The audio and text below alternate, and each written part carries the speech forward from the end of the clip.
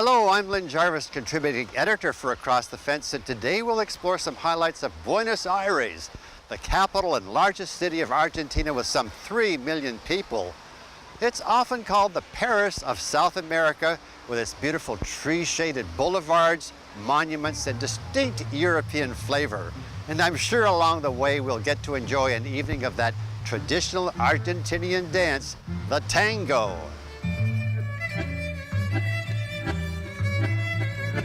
Buenos Aires is one of Latin America's most important ports, handling up to 11 million metric tons of cargo every year. This 335-foot span, called the Woman's Bridge, leads to Puerto Madero, a neighborhood that honors Argentinian women in history.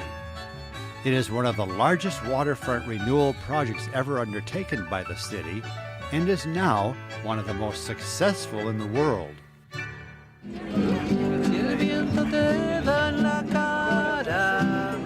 Buenos Aires is one of the most diverse cities in South America, and locals are referred to as porteños, people of the port, because so many of its first residents arrived here on boats from Europe. The city's neighborhoods are small and unique, with their own characteristics, color, and flavor. Each has its own meeting place, generally a coffee house or bar, a tradition rooted in the colonial period when the center of every neighborhood was the general store known as the pulperia. These neighborhoods provide a sense of community for porteños and a safe haven from the urban sprawl that surrounds them. Buenos Aires is a wonderful place to explore on foot, and I was blessed to have clear, warm days to do that with traveling companions Johanna Gingras from Montreal and Marco Ayala, our video editor. We soon discovered that we didn't have to wait long to enjoy the national dance of Argentina, the tango. It's a dance that combines both an elegant reserve and exuberant passion. Originated here in the 1880s, it became popular throughout the world, and for a few pesos, couples like this will dance the day away.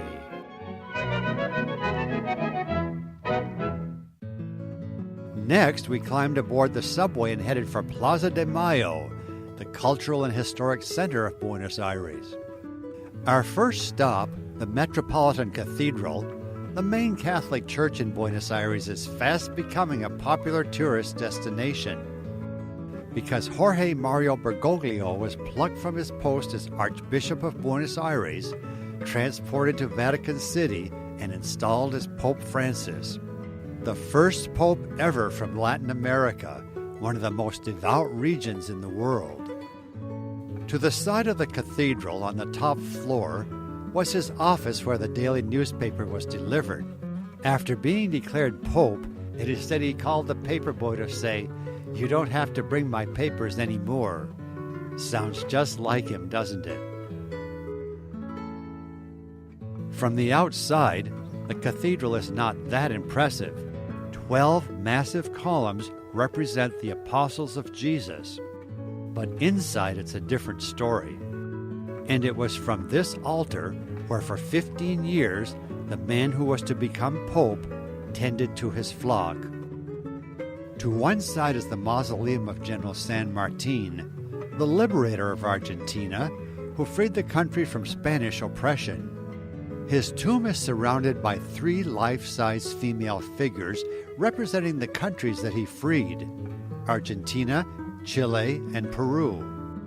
To this day, he is considered a national hero, and soldiers dressed in 19th century uniforms stand at attention. We were there for the changing of the guard, and with my wide-angle lens, I didn't realize that I was in the path of an oncoming soldier. Sorry. I was happy not to be fined or worse. Nearby is the iconic Casa Rosada, the pink house, that has been the presidential palace since the 1860s, housing the executive branch of government. Few people are permitted inside, but many come to see this balcony where Eva Peron appeared to bid farewell to her people with that now iconic line, "Don't cry for me, Argentina," Made famous in the 1996 movie starring Madonna, one of the few people ever allowed to stand on the balcony for the filming of her iconic scene from Evita. Don't cry for me, Argentina. The truth is I never left you. We are now at Recoleta Cemetery where Eva Peron, known as Evita, is buried. As you can see, it's a very sacred spot. Many people from all over the world come to take a look, but things were not always so serene. Let me take a minute to explain.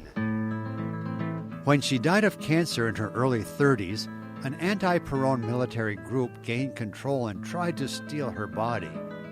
After 24 years of being shuttled around Argentina, and even being buried in Italy for a few years, her body finally came to rest in 1976 in this simple black tomb belonging to her father, Juan Duarte. Every day, her admirers continue to place flowers and notes at the tomb, and the crowds grow to thousands on July 26th, the anniversary of her death.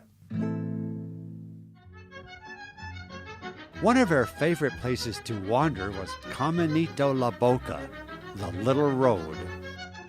Millions of foreign immigrants came to Buenos Aires between 1880 and 1930, about 50% of them from Italy.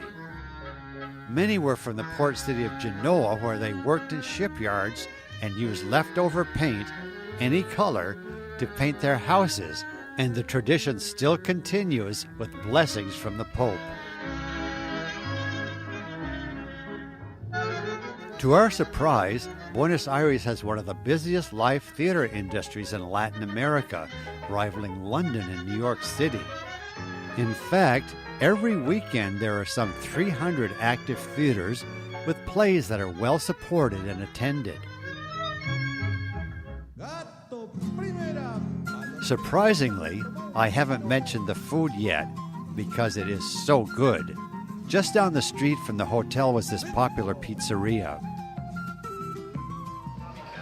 After walking around Buenos Aires, we were hungry and we decided to stop in at Guayrin. It's been open for 83 years. It's sold 25 million pizzas. And it's where the in-crowd comes to have pizza here in Buenos Aires. So we decided to join the in-crowd, and I wish you were here to sample this ham, cheese, and onion pizza. I think it's the best I've ever had.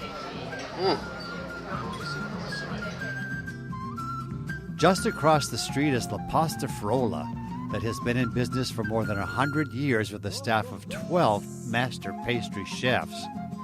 With such an array of sweet treats, it took me several minutes to decide which one I wanted to sink my teeth into. I couldn't decide between the Vasito Chantilly y Frutilla or the Boston Meringue, so I took both. Now for a change of pace, we have been invited to a gaucho party at the Santa Susana Ranch, pretty much typical of those down here. We were happy to get into the countryside and leave the hustle and bustle of Buenos Aires behind. This 2,956-acre ranch, located in the Argentine Pampas, was started by immigrants from Ireland in the late 1800s. It was a unique experience to see and be a part of a working ranch and enjoy their food, culture, and hospitality. And best of all, to see the unbelievable riding skills of the Gauchos. But these men do almost literally live in the saddle, so riding for them is like walking for us. And just look at these horse herders, Ferruccio and La Rocha. It's time for this horse herder to take a break. I hadn't been on a horse in at least 50 years, and with the help of one of the Gauchos, I managed to climb aboard. My glasses.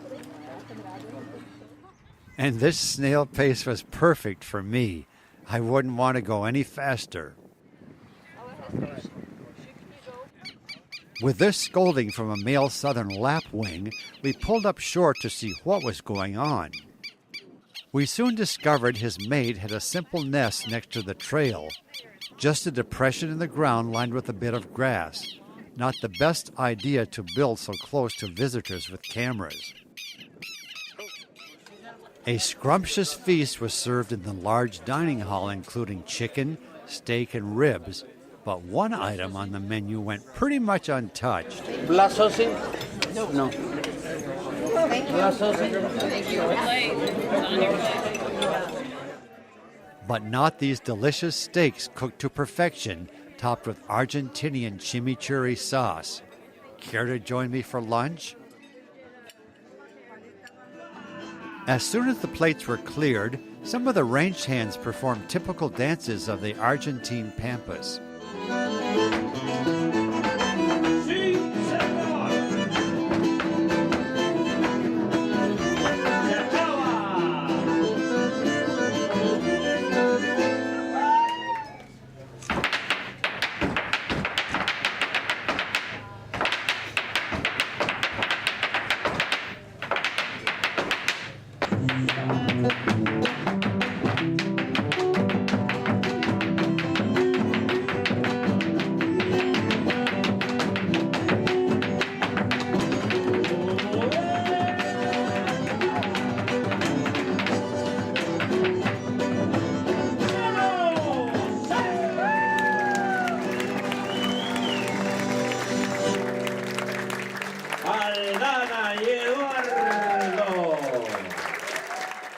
Our day at Santa Susana concluded with the traditional Carreras de Sortijas, ring racing, that shows the remarkable bond between a gaucho and his horse.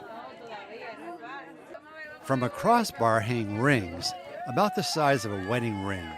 The objective of the game is for the rider, on his galloping horse, to remove the ring with a pointer.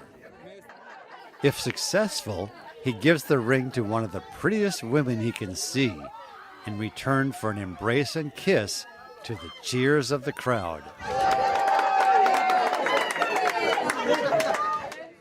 We knew he had a great guide, but had no idea he was a skilled gaucho as well. Hats off to you, Flavio. A stop that we all enjoyed was at a local school that gets help from the Gate 1 Foundation. And travelers, like us, who bring supplies such as paper, pencils, notebooks, and backpacks to distribute to the students. Flavio and teacher Christina explain. With all the help you bring here when you come and you leave a tip, they could fix all the electrical supply. They bought fans, they bought materials for the lab, they pay the internet service, the monthly internet service, and they also bought a kitchen. She told me many times that she feels billionaire with the help that Gate 1 Foundation and you are providing every time you come here. To get the full experience of Buenos Aires, a stroll through an outdoor market is a must, and I'm told we'll meet some real characters here. Always, before to start the tango show, there's a place and a moment when they're all together, waiting and looking for the man to dance.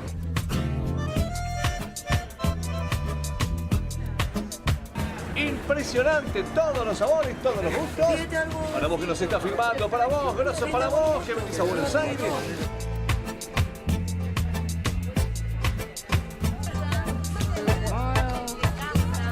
Centro de la piedra, cuando se abre la piedra se tornan vetas, que vendría a ser como todo el color, ¿ves?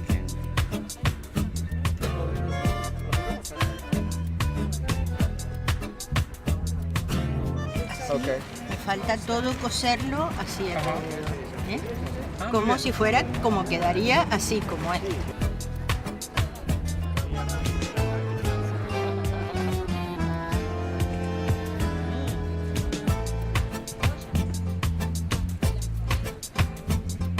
And there's like a double stitching around it. Okay. It's a forever. So it's not coming off. Yes. What up, buddy?